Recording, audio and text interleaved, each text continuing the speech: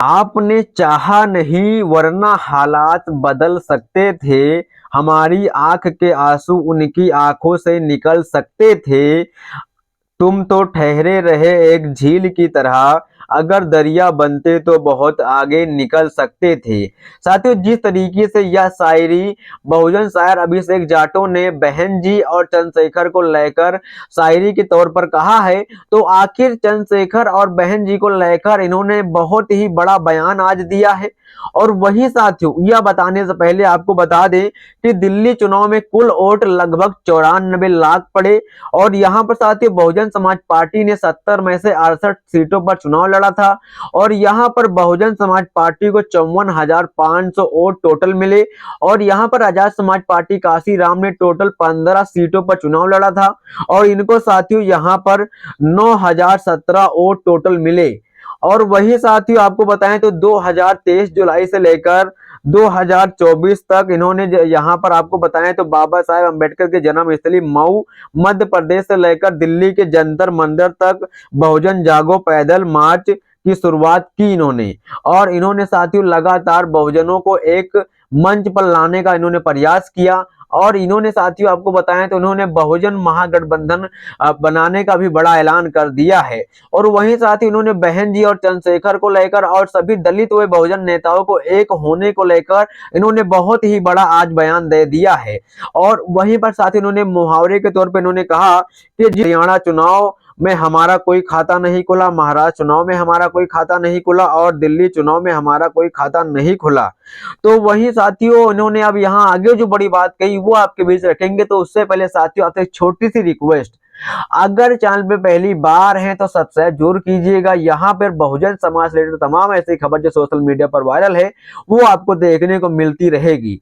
यहाँ पर साथियों, बहुजन शायर अभिषेक जाटो ने अपने सोशल हैंडल साइड एक्स से एक लंबा चौड़ा यहाँ पर पोस्ट शेयर करते हुए इन्होंने पहले लिखा यहाँ पर, साथियों, हरियाणा चुनाव में हमारा कोई खाता नहीं खुला, महाराष्ट्र चुनाव में हमारा कोई खाता नहीं खुला, और अब दिल्ली चुनाव में हमारा कोई खाता नहीं खुला।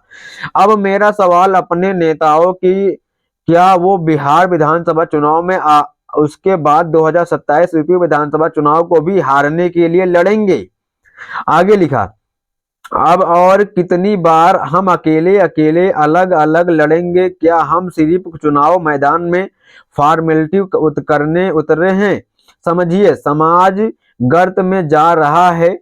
हम अपने नेताओं से कहना चाहते हैं, अभी भी वक्त है, एकजुटता बनाइए और यहाँ पर तोड़िए अपना अहम और करिए प्रयास कि कैसे देश में अंबेडकर वादियों का महागठबंधन किया जाए और डूबती दलित राजनीति को बचाया जाए। और समाज से कहना चाहूंगा, कब तक अपने नेताओं से सवाल नहीं करेंगे? कब तक? क्या उस दिन का इंतजार कर रहे हैं हो जब तक कुछ नहीं छीन जाएगा? और वहीं साथ ही इन्होंने आगे लिखा, आपको बताएं, दिल्ली चुनाव में कुल वोट 93 लाख पड़े, बीएसपी के 68 सीटों पर 54,500 वोट पड़े, आजाद समाज पार्टी काशीराम को 15 सीटों पर 9,017 वोट पड़े। ये दिन ना देखना पड़े, इसके लिए हमने 23 जुलाई से बाबा साहेब डॉक्टर अंबेडकर जी के जन्म स्थली मऊ मध्य प्रदेश से जंतर मंतर तक बहुजन जागो ये मार्च की शुरुआत की थी। वो 2024 लोकसभा चुनाव से पहले, जिसका उद्देश्य था बहुजन नेता साथ आओ। और लगभग 4 महीने से ज्यादा अपने घर से बाहर रहा, समाज का मत जानने के लिए। क्या समाज भी यही चाहता है जो मैं चाहता हूं? जो समाज में बढ़ चढ़कर बहुजन जागो मार्च का हिस्सा लिया और नारे लगाए बहुजन नेता साथ आओ, लेकिन समाज के नेताओं ने उसका कोई रिस्पांस नहीं दिया और 2024 लोकसभा में हमने करारी हार का सामना किया। हमने फिर से अपने नेताओं से निवेदन करने के लिए 2024 में 28 जुलाई से बहुजन जागो मार्च की दूसरी शुरुआत की यहाँ पर।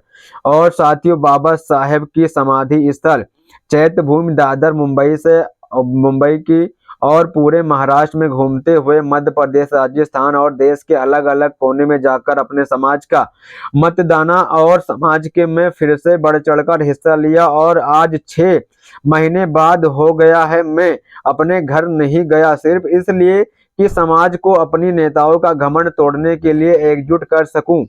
और मजबूत आवाज बन सकूं, जिससे हमारे नेता मजबूर होकर एकजुट होने के लिए अगर आज की आज भी समाज ने बहुजन जागो मार्च, बहुजन नेताओं साथ आओ आंदोलन का मुखार होकर समर्थन नहीं किया तो हम राजस्थान, मध्य प्रदेश, हरियाणा, महाराष्ट्र और दिल्ली तो गंवा ही चुके हैं। पर दिन दूर नहीं जब हम अपने नेता के घमंड और एकला चलो की नीति की वजह से बिहार विधानसभा चुनाव व 2027 यूपी विधानसभा चुनाव बुरी तरीके से हारेंगे। अभी भी अपने नेताओं से हम विनम्र पूर्वक निवेदन यहाँ पर कर रहे हैं अभी भी हम विनम्र पूर्वक निवेदन कर रहे हैं, एकजुट बना लीजिए, वरना हमें उन्हें घेरने पर मजबूर होना पड़ेगा। तो साथियों, यहाँ पर इन्होंने अभिषेक जाटव ने यह चीज लिखा, वहीं पर इन्होंने एक पोस्ट और शेयर किया, उसमें इन्होंने लिखा है, ना भारतीय जनता पार्टी के जीतने से शोषित वंचित तबके का भला हो और न आम आदमी पार्टी के जीतने से शोषित वंचित का भला हुआ। कौन हारा कौन जीता ये मायने नहीं रखता। दिल्ली चुनाव नतीजे में दलित राजनीति का क्या रिजल्ट रहा, ये बड़ा सवाल। और यहाँ पर लिखा है, सवाल है डॉक्टर बाबा साहेब अम्बेडकर और मान्यवर काशी राम साहब की विरासत को आगे बढ़ाने की बात करने वाले अम्बेडकरवादी नेताओं से कि क्या आज भी हम अपने व्यक्तिगत अहम को त्याग कर समाज के भविष्य के बारे में नहीं सोचेंगे। तो यहाँ पर साथियों, चंद्रशेखर आजाद और बहन कुमारी मायावती को लेकर यहाँ पर इन्होंने बड़ी प्रतिक्रिया दी। बहुजन शायर अभिषेक जाटव को आप लोग भली भांति जानते होंगे। उन्होंने साथियों बड़ी ही अपील की है कि पूरे समाज के लोग एकजुट होकर यहाँ पर बहुजन समाज के नेता सारे, अम्बेडकरवाद के नेता सारे एक हो।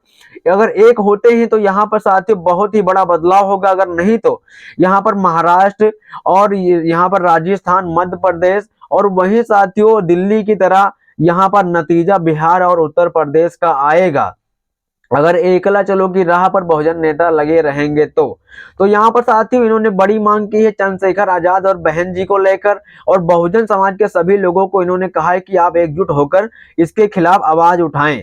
इस पर साथियों आपकी क्या प्रतिक्रिया है, क्या राय है, जरूर देना। सभी साथियों क्रांतिकारी जय भीम, नमो बुद्धाय।